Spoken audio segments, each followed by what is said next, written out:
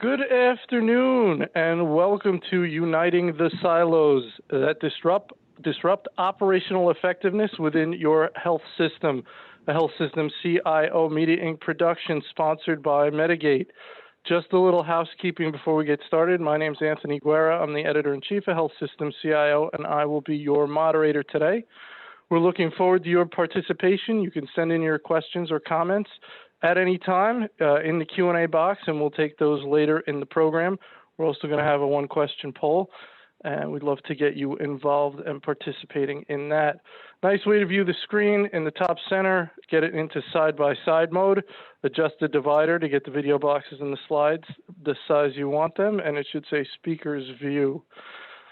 Just so you see how we're going to spend our time today, we're going to go about 35-40 minutes with our main panel discussion featuring Jess Cornelius, CIO at Sutter Health, Craig Richardville, SVP and Chief Information and Digital Officer with SCL Health, and Jonathan Langer, co-founder and CEO at Medigate. So we're going to jump right in. We got a lot of interesting, I think extremely interesting things to talk about, so we're going to jump right in. Jess, why don't you start us off? Can you give us an overview of your organization and your role?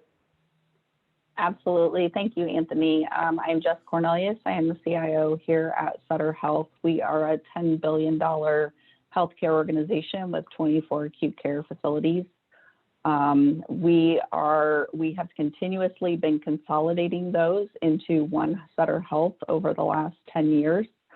And as you can imagine, that has caused some challenges for us in communication. So this topic today is perfect to start talking about how we disrupt those silos. Very good, Craig. Yes, Craig Richardville. I'm the Chief Information and Digital Officer for SCL Health. SCL Health is a mission-driven organization based out of Colorado, and we provide services to Colorado, Kansas, Montana, and then bleed over into some of the neighboring states. All right, very good, Jonathan. Hello, everyone. I'm Jonathan Langer. I'm the CEO of a company called Medigate.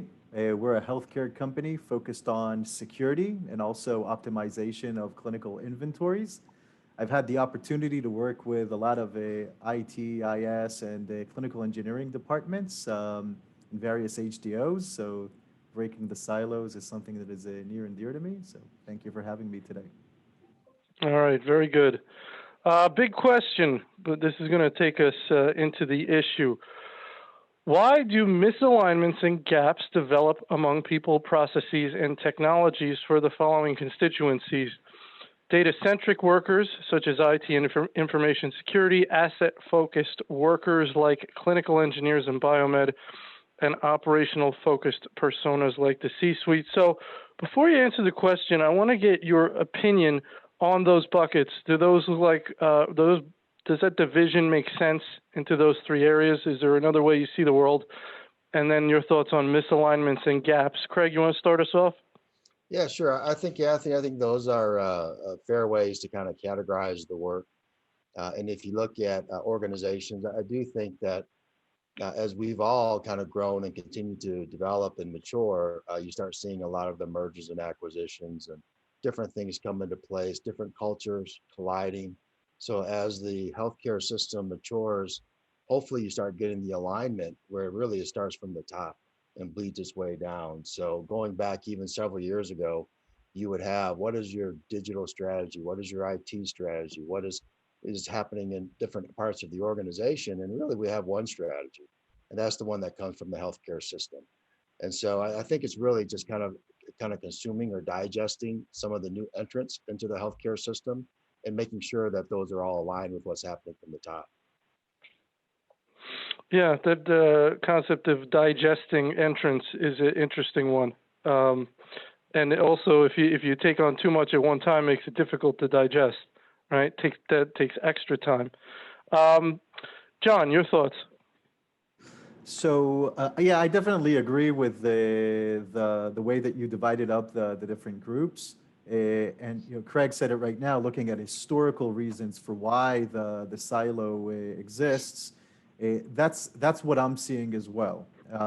So going back to history, obviously the IT departments and information security departments were charged with maintaining IT assets, maybe some of the IoT assets.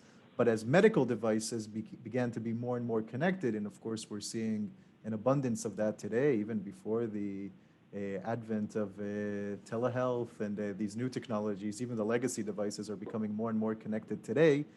Those were maintained by clinical engineering or biomed. So these different groups had ownership of different assets. And to me, they started working on different culture, different processes, different types of tools that they use. And when connectivity emerged, there began to be more overlap between the groups. And that's why I think breaking those silos is such a hot topic today and so relevant for HDOs. That would be my take on it. Very good. Jess, what do you think? Yeah, so absolutely agree with these categories. Thank you. I agree with Craig. As an organization, starting to look at strategy as one strategy. It's not an IT strategy or a biomed strategy or a security strategy. And starting to focus as one organization. Technology touches everything that we do, so actually having those silos isn't very productive. And looking at how we start to centralize those and get out of that traditional type IT work into how do we partner with operations to see what the need is, not just the ask, and align with that overall single strategy is important for us. All right, very good. Let's go to our next question. John, we're going to start with you. What are the effects of the misalignment and gaps? What's the impact to patient care and or an organization's bottom line? In my eyes, I mean, there are many ways where there are many instances where the lack of alignment or the silos have an effect. But I'd say first and foremost, it just creates sometimes cumbersome processes that just take more time. And more time is wasted resources because people have a lot to do these days, especially in COVID, but even before. So a lot of wasted time, a lot of wasted energy, frustration that you may be able to see as well. And if I'm taking, for example, security, which is something that I have a direct engagement with, you're going to get lacking security in some cases because of that, because of those silos that exist. So I'll give you just one example that I think I asked some of my acquaintances this question in the past. Said, let's say you have a security incident that involves a medical device. This happens from time to time. It could be something serious, could be something that's not serious at all. How do you handle that? And the reality is that you're going to need both information security and clinical engineering to handle that incident together because it's joint ownership. And sometimes getting the two to work together because they're siloed, a response that can take 10 minutes, 5 minutes, 1 hour, sometimes that can take weeks just because of that communication gap. And that's just one example. Of course, there are many other examples, but I think it's a good one to show that sometimes there isn't like a real technical or technological gap. It's just a communication gap is what it is. Very interesting. Jess? Yeah, so I think just to take that a step further, so I think the biggest gap is over-engineering, at least from what I'm seeing is we over-engineer solutions instead of really thinking about what would impact the patient. As I think about IoT, the data privacy is a huge concern for these gaps. And it damages not just the organization's bottom line, but also the reputation and the trust that they have with their patients. So constantly having that in mind and how we align our traditional IT with operations to try and address both is very key. Yeah, Jess, I mean, what we're really talking about here are things falling through the cracks, right? I mean, issues that are not handled properly in a timely manner and the negative effects that come from that. Is it a question of just developing, use cases? So, for example, when there is a problem with a device, Jonathan was saying, IT could be responsible or biomed could be responsible. Why is it more difficult than just developing a procedure for that use case? So now we know here's how those two entities need to partner when we have this type of issue. Yeah, so I definitely think it's a case of things falling through the cracks. They do need to come together. So it's not operating again as IT and biomed. It's operating as a full technology suite. To say we can improve this process. We don't need to overthink it. And we also don't need to point fingers on who may have caused the issue. I find that actually delays communication. Yeah, it's just a question of, okay, here's what happened. Here's what went wrong. How are we going to handle it in the future? Okay, now we have a process. But I guess it's a million of those things. That's the issue. It's not that any one of them is insurmountable. They're all over the place. And we need a process at a high level for addressing these type of problems. Craig, what are your thoughts? Yeah, I think I'll go back to an offline comment that you made and maybe steal your colleague's Kate Gamble and go do a little sports analogy. So for me, it's really similar to kind of being part of a team. And you can look at a baseball team for an example. We kind of all have our certain positions, and even within your division, let alone those that you serve together with, you do cross a lot. You cover each other and you cover for each other. So I think that, again, that comes back to, for me, kind of the one team concept from the top. If everybody's all in it together, then some of these lines, we do have to have policy and procedure, obviously, but the gaps become less and less and they have less of an impact. I think in terms of the effects, it's probably worse for those on the floor. The staff that we have maybe getting frustrated or having to do what Jonathan referred to as just having some extra work to do. I don't think there's an impact to patient care. I think we're all in it for the right reason across the industry. And I think the organization's bottom line may or may not be, but for me, it's more of people are probably working extra hours over engineering concept, doing things that maybe are unnecessary. And we should probably be simplifying our processes and not making it so that we have to kind of go back and pull this, what is my step going to be? It should be very intuitive how we provide those services. So that's kind of how I would position the question. I really think it's the people that are doing the work that are the ones that would be frustrated when there are those kind of misalignments. But as a team, we all should cover for each other. And I hope at times, maybe there's two people going to the same spot to provide the service, and then one can relieve the other or move on to something else. I think that's great. And that's exactly what I was thinking, Craig. You were using your sports analogy. And what I started to think of was when there's a fumble in football, and that could be the issue, the problem in the work environment. You want everybody at least jumping on the ball, and then, okay, now we'll figure out what we're going to do, as opposed to everybody walking away saying, I got nothing to do with that. That's not me. That's when you get the real problem, right? When you have this issue in the work environment, and people are saying, well, it's I can make an excuse to why that isn't me. I could justify it after the fact. I know I can, so I'm not going to touch it. And the other side says the same thing. That's why I say never send an email with two people in the subject line, because one of them says, well, the other person will deal with it, and the other person says the same thing. Oh, if you want to CC, fine, but never put two people in the subject line. Jess, your thoughts? Yeah, so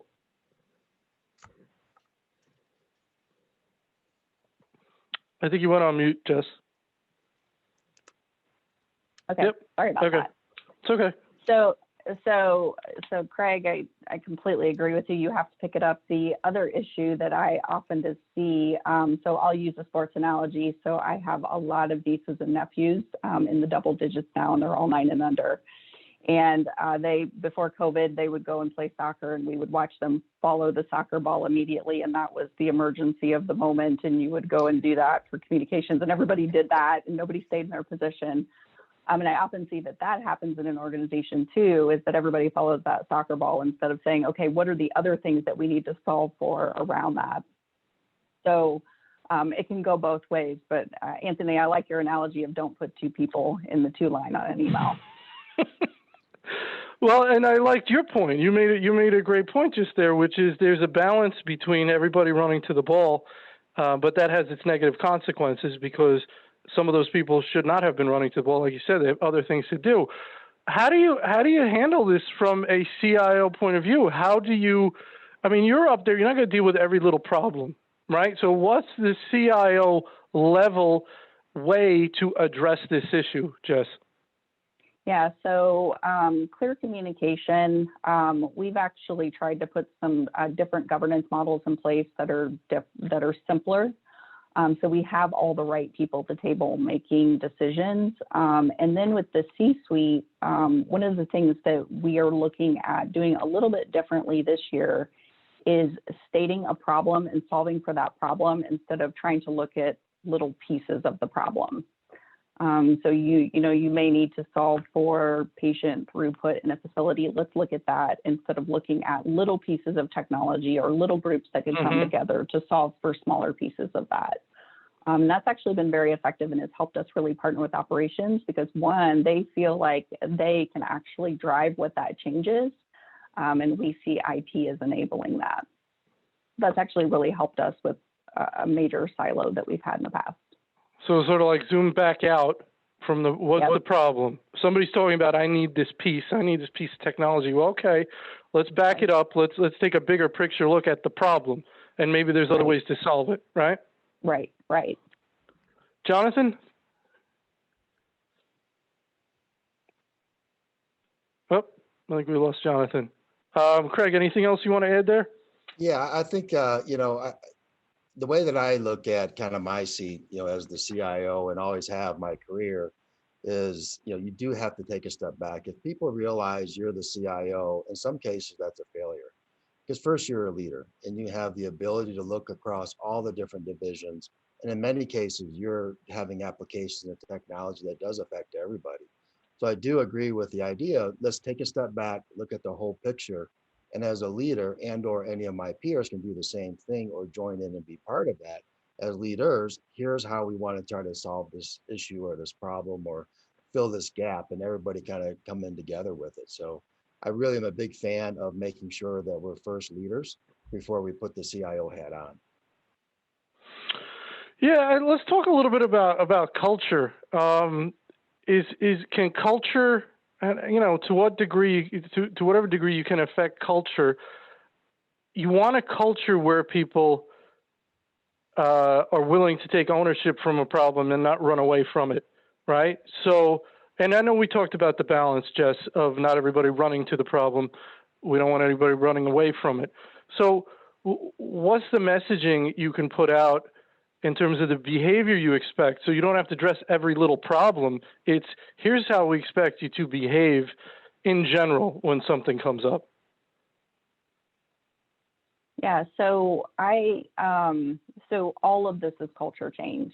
At least I'm finding from my seat, empowering people to make decisions. I think that's really key. We have an executive leadership team and a senior leadership team, and we want to make sure at the senior leadership level that we are not always managing up every small problem that we have to the ELT, but we're actually coming together as a senior leadership team to work across all of our areas.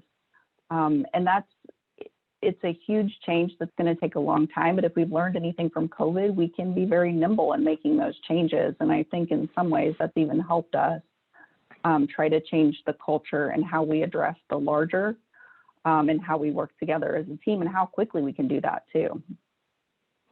That's an interesting point. It made me think that, I'd heard, I think it was Ritz-Carlton, where every staff member is empowered to spend $500 to deal with a guest issue, and they don't have to escalate that at all.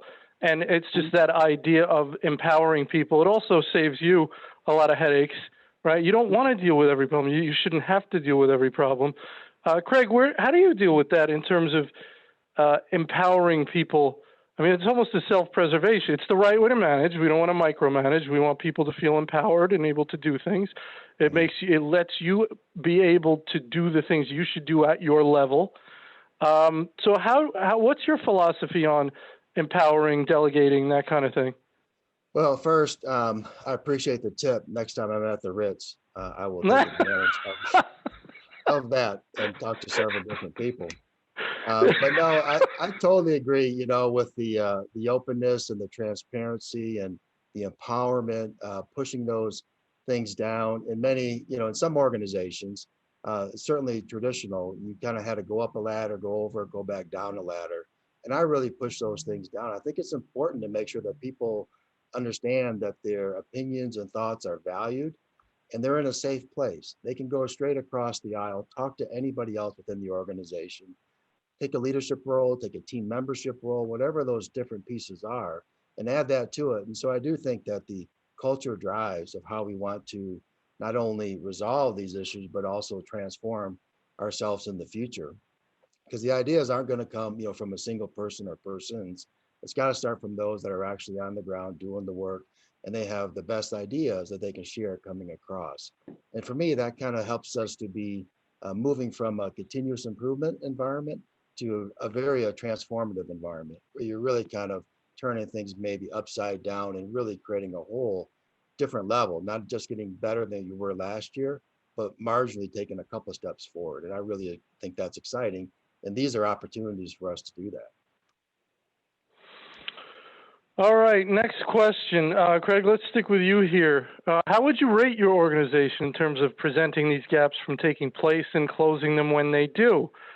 How have you addressed the issue, and what processes or technologies have you leveraged to enforce that when I read that this morning, that made me feel a little creepy. Enforce the collaboration, right? It sounds very, prisoner camp type environment. But your thoughts on enforced collaboration and the general question? Yeah, well, going back to maybe some of my most recent comments, it does start from the top of creating that culture of openness, transparency, everybody's idea is valued, and bringing that to the table and allowing a very safe environment to allow that to occur. So when you look at things like innovation or transformation, those are key values within a healthcare system to allow you to truly make a difference and be different than you were last year than you are this year, and hopefully continue that kind of mindset next year. So when you start looking at the organization, that was a very attractive part of SEL Health for me, was that the openness, not only the physical openness when we were all in the office of everything being glass and wide open and open corridors and everything else, it really created a very smooth environment to allow that to occur. And now we've transitioned that into the virtual environment with chats and text and all the different ways that you can now virtually bump into somebody. And so those are things that are really kind of neat. Now also, you do notice that there are not, we do all certainly have our own positions like we mentioned, but if there's a ground ball going up the middle, the pitcher is going to try it, the second baseman, the shortstop, there's somebody in the center field to kind of back that up. So when you see a whole team coming together, it really is a very attractive place to be. And you start seeing yourself really evolve very quickly and looking at things that are much larger than maybe what you have in the past. And that's where I kind of transitioned from just getting it better than you were yesterday, the continuous improvement, to truly transform.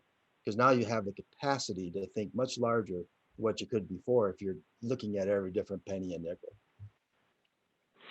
Yeah, it's really interesting. Jess, you mentioned you're fairly new at Sutter, right, Jess? I am. I just celebrated 6 months here last week. So that's interesting for this conversation. We talk about culture. Being the CIO, you're the top, a large organization, so you've got a lot of people in the IT department. A new CIO, to a certain degree, is new culture. This, or could be. Yeah. I mean, you can just happen to have the same perspective and point of view and values as your predecessor, or you could be bringing in a new culture, which could be better or worse. In your case, I assume it's better. And that has a lot to do with creating the environment that you want to see flourish there. So, how would you describe the culture that you embody or that you want to see, the things that you believe in and that you've seen work in the past?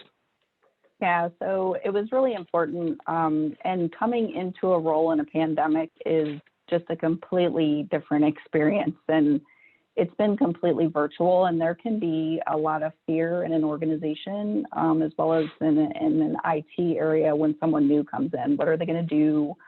How are they going to address things? Are we going to have to completely turn around and go a different direction? And I wanted to stress that we've been moving in the right direction. We just need to move to the next level. And being virtual has actually allowed me to do that faster than I would have if I had been in person. Not to say that in person isn't best, because I really prefer to be a hands-on leader. But virtual has allowed me to touch more people, share the vision, get different perspectives. Craig, I really like what you said about getting the different perspectives. You don't have to be an expert in everything. You just have to have the right people at the table. And I think being virtual has really allowed me to do that and then say, okay, you know what, you're going to go solve for this issue. One of the things within the IT that we started is a grassroots movement. So I have small groups of 8 to 10 people that meet with me. I introduce myself. It's a great way to have a smaller forum, just to have some interaction. And then I say, okay, you've given me this problem statement. I would like you to go solve for it. And they actually come back with a solution, and that's been extremely effective. Again, we're doing all that virtually, and I think we're doing it very, very quickly, within a matter of 30 days for everything that we're looking at. So for me to do that, empower people, I think that's been really key to trying to change the culture. I'd say we're about halfway through our transformation journey. We are where every other healthcare organization is right now, trying to understand what comes next for us after COVID. But I think just to go back to empowering people and getting those perspectives, it's so critically important to do that so you can actually affect change. Very good, Jonathan. You know, we're part of the question here is about technologies that enforce collaboration. I mean, you have some thoughts around that? Absolutely. I think, of course, I agree with Craig and with Jess about getting small groups together and tasking them with specific problems. Kind of task forces that I see more and more people using, and I think that's highly effective. In terms of technology, I think that the biggest issue that I'm seeing sometimes, even when these groups are formed, is everyone accessible to the same data? Because when people are not accessible to the same data, or there's no single source of truth, or maybe it's an information system that just hasn't been historically accessed by all the members of the group, that creates a lot of frustration. And of course, because people don't, going back to what we were talking about earlier, people need to spend more time on gathering the data and so on, when really it's at your fingertips. So I think tools that allow multiple stakeholders to get everything that they need from an access perspective, from various types of data and so on, that's really what we need in this virtual age. That we'll see how it evolves and when we'll go back to the old ways, or if we go back to the old ways. But I think either way, whether we do or we don't, accessing the right data for everyone, that's key. Of course, then security concerns may arise, but I wouldn't let the security hinder this culture of participation. There's a way to achieve both, at least in my opinion.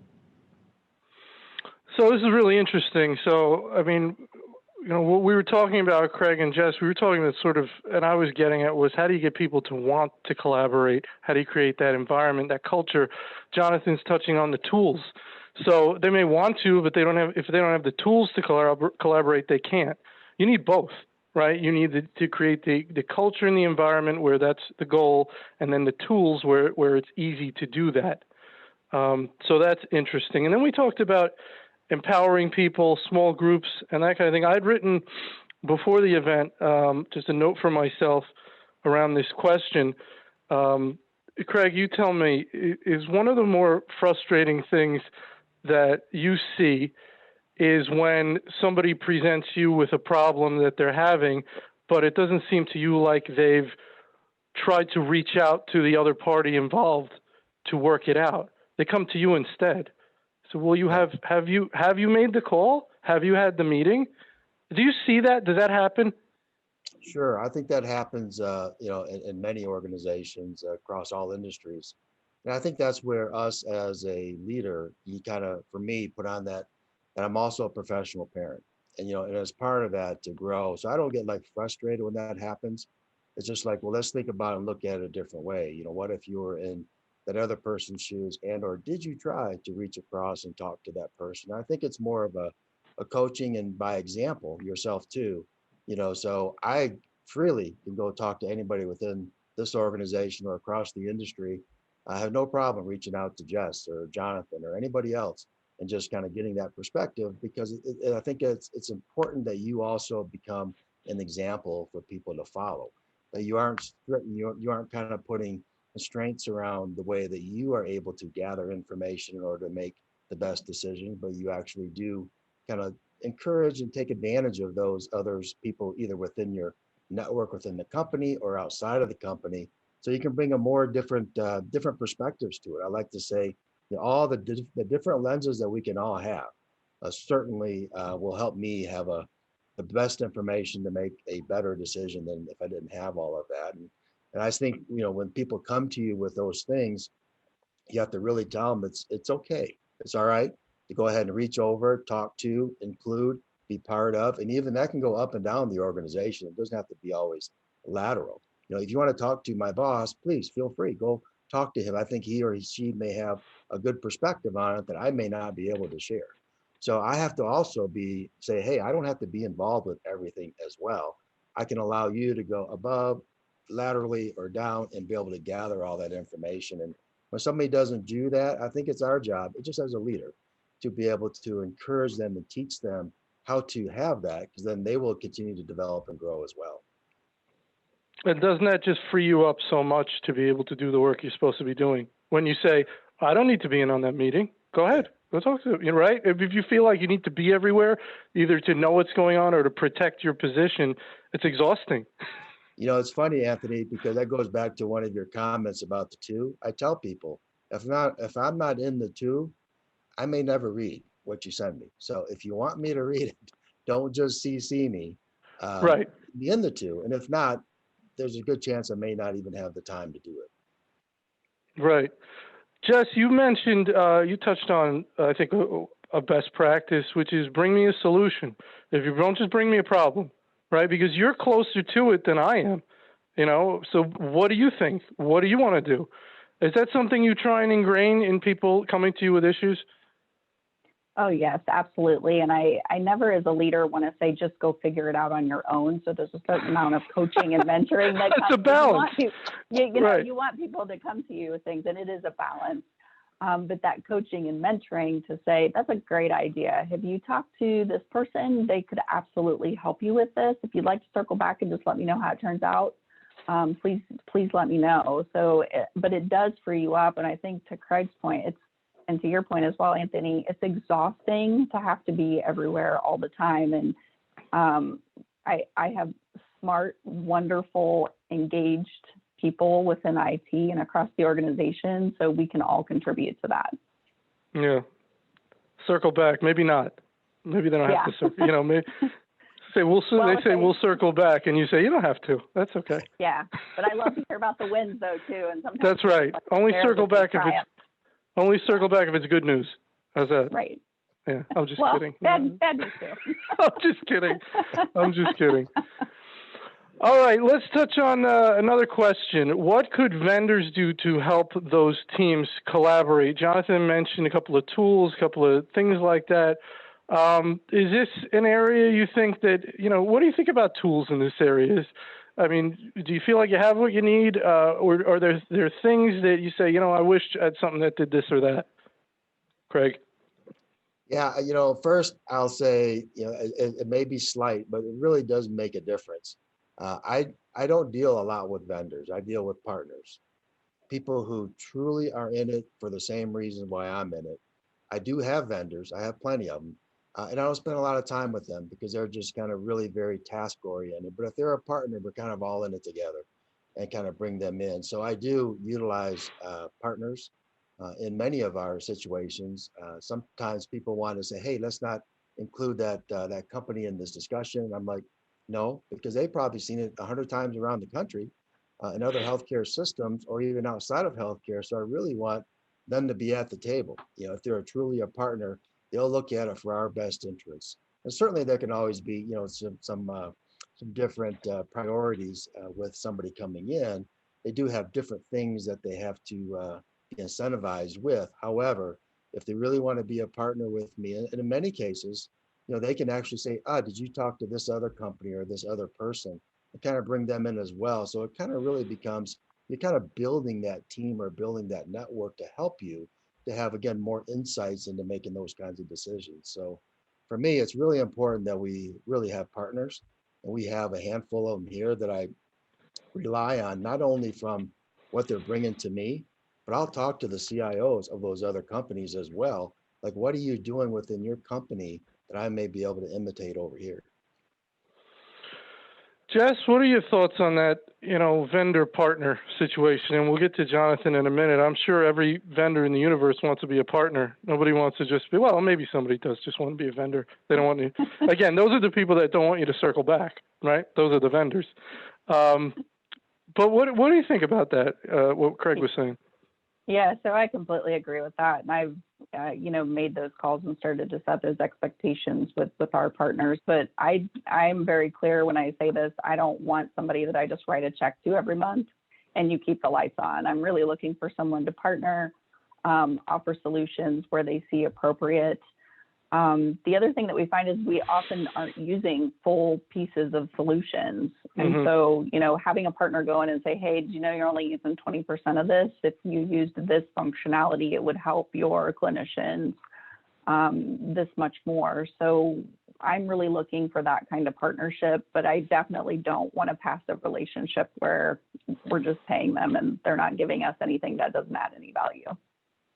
Yeah, it's interesting. So, Jonathan, the vendor partner issue, and what can happen sometimes so you have a CIO that wants a vendor to be a partner. So they talk about their larger problem. A good partner will freely say when they don't have a solution to that problem and refer you to someone who they may know of, or just say, we don't have that. A bad partner will always find that something they offer fits your problem, no matter what. Such a big part of being a good service provider is saying what you don't do. I will tell anybody that who ever asks me. What are your thoughts around that? I could not agree more. Obviously, many vendors would want to become partners, but I think that today that the word partner, which is a charged word, it needs to be fulfilled by the various technologies companies out there. And when I think of it, and I use this word a lot internally and externally, to me, being a true partner, first and foremost, it means understanding healthcare and understanding and being committed to healthcare. Because healthcare is unique. It's unique problems, it's complex problems. It's a really rapidly changing environment these days, even before COVID and certainly accelerated by COVID. And being committed to really understanding the needs of your partners, your healthcare partners, I think that takes a lot. Second, I think that what I'm seeing more and more is that sometimes, as much as I would love for this to be untrue, is that technology is just not enough. So technology can do a lot, and it's certainly key to everything that we're doing.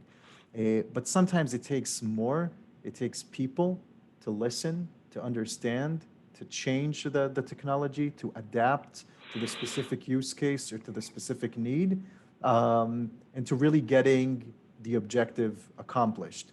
And I think that takes a lot it takes a different mindset from companies as well.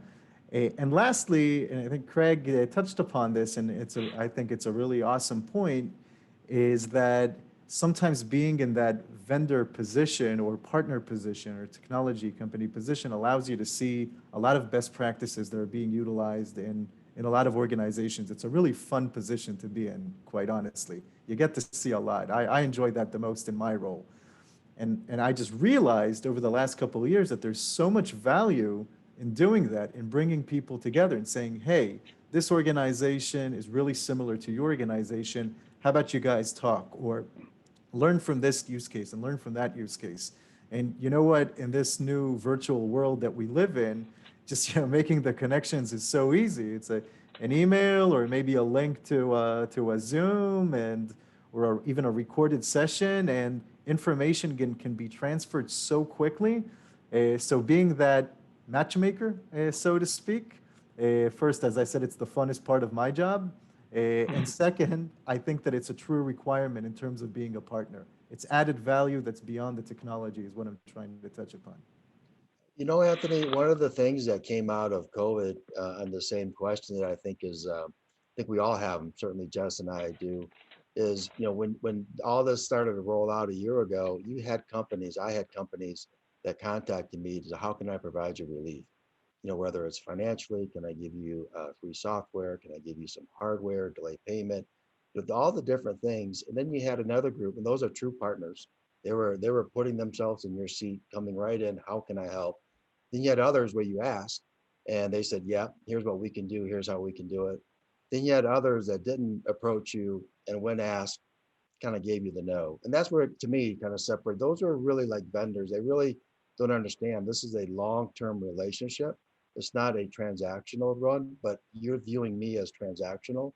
And those, me, I would bucket in the vendor space. So a lot of people really came out company-wise to be true partners with us in this fight. Excellent point. Very good point. All right, we're going to go to one of my favorite parts, our Ask a Co-Panelist section. Jonathan, do you have a question for one or both of your co-panelists? I do. I'll start with Jess. Just going back to one of the comments, Jess, that you made before about how this new virtual world has accelerated the culture change in your organization and how that's benefited you. I know this is like a tough question, but how do you foresee Sutter maybe a year or two from now in terms of digital work from home, or come back to the office, hybrid, and how is that going to affect culture? I wonder if you have any thoughts about that. Yeah, so great question. It is a hard question because we don't know what the future looks like right now. But we foresee work from home as here to stay. It has been a satisfier for people, so we do see that. But we still have people saying, when can we get into the office? So I think it will be a mix of things. I think it's going to be a good 12 to 18 months before we even get back to that point that we can do that. But virtual, I have to say, we've actually completed some of our first system updates and maintenance virtually, 100%, and it has been so much faster. So I actually foresee those things continuing for us, and we'll just continue to get better at those. Using collaboration platforms for us is going to be key to doing that. We talked about a little bit about what some of those are, and we foresee continuing to use those and expand those. And then was that just for Jess, or you got something for Craig too? So I wanted to ask Craig the same question, and maybe to add one more aspect to it. You mentioned previously, Craig, that you had some ideas about your preferred governance model in terms of closing those gaps. I was wondering what you're doing, what the best practice is in terms of that. I've been seeing some organizations that are getting CE to roll up to the CIO, and so I wanted to get your thoughts on that, if you don't mind. Very interesting. I won't repeat what Jess said. I think she nailed it. So I've got nothing to add to that. So to your follow-up, one of the things that I try to make sure, so in a previous life, I had clinical engineering report to me. In my new organization here, they report somewhere else. And what I tell people is, it doesn't matter. For me, selfishly, it's one less performance review. So I don't have to do that. But from a customer's perspective, they should not have any impact as to where it reports or operates or where it best fits for this company. So from that standpoint, I really don't, and that goes back to a previous point, don't put the CIO, kind of blinders on me. I can do much more than that. So I can be engaged and work with a lot of maybe sister areas that we touch each other very frequently. but it's not command and control. We're all one team. So from that standpoint, nobody should really feel the impact of that. And then when you look at some of the governance pieces, one of the things that we did is we put together, when I got here, is 10 programs. And all those programs are multidisciplinary. 5 of our major partners are 5 of those 10. We meet on a regular basis. We have people coming across from the C-suite and other members that we want to grow and develop, participate in the maturing of those relationships and what we can do with them. So I find that really something that for me is very organized, is very simple. People outside of this area especially can understand it. Our board can understand it. Our senior team can understand it, and they actively participate in it. And all of the work that we do all lines up to our 4 strategic imperatives about our 1 strategic plan. So everything kind of rolls back up very, very cleanly from that standpoint. On the reverse side, I'd like to ask you, because you made a comment that sometimes I believe that, when we look at companies and we look across our peers, not only in healthcare, but outside of healthcare, there's a lot of things that we actually have in common across all the other industries, retail, energy, et cetera. So I learn a lot from them, and hopefully they're learning a lot from us.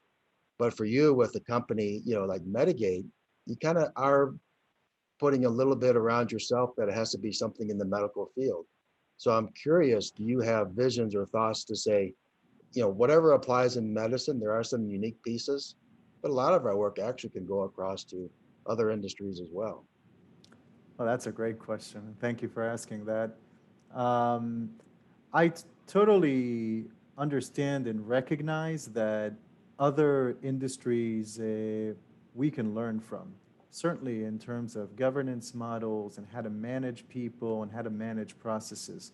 And we do a lot of that. And I think one of the inspirations for me to found the company was actually from the industrial space, where I found a lot of similarities to healthcare. But the focus on healthcare, to me, it's always been about being centering around the clinical workflow, which is unique to healthcare. Really understanding what the physical processes that the doctor does or that the physician does, and how that applies to the network from a security standpoint, and from other standpoints that outside of security, but really honing in on that. To me, it was just about it could give you more value ultimately to the customer, and really understanding his day to day, so that when I come to you and say, and you explain a problem that you have, like, already, yeah, I've seen this 10 times, and I know what you're talking about, and I can really align with you in that regard. So that was kind of the premise of that, and trying to take the best of both worlds, so to speak. Very good. Well, we're running a little short on time, so Jonathan, I want to give you an opportunity for a final thought before I let everybody go. I think that this has been a really interesting panel for me to participate in, and I think that one of the things that I've learned most, and from just listening to Craig and Jess, is that there are some advantages in this virtual day and age, which allows leaders to actually be more involved in the day-to-day. And thinking about this myself, I'm kind of thinking, you know what, that applies to me as well. So that's I'll try to stop complaining about this new work style and take the best out of it. So I think that has been really insightful. Yeah, I think that's a great point, Jonathan. I did hear Jess say that. And Craig, is that something you feel as well? That there is some upside here? Yeah. Yeah, there's a lot of lessons that we continue to learn. I think we're all students for life, and in this past year, we've learned a lot really fast. And as we move into more of the virtual space and how that works, we've seen it. We do it with our banking, we do it with our shopping. We need to do it more within healthcare. So it's a nice place to be. Jess, any final thought? Yeah, I think the only final thought I have for this is, virtual has sped things up so much more. The tools that we've used and used fully have sped things up. So I continuously hear this, is that don't take your foot off the pedal. We have to figure out how to continue moving at the speed with which we are and which we have responded to COVID. Well, that was a fun, exciting, interesting conversation. That was really good. Regarding continuing education, you could use the final slide in this deck. You'll get an email when the recording of this event is posted. To sponsor an event with us, you could reach out to Nancy Wilcox from our team. You can go to our website to register for upcoming webinars. With that, I want to thank a wonderful panel, Jess Cornelius, Craig Richardville, and Jonathan Langer. I want to thank Medigate for making this valuable conversation possible, and I want to thank our attendees for continuing to join our events. And with that, everybody have a wonderful day. Thank you.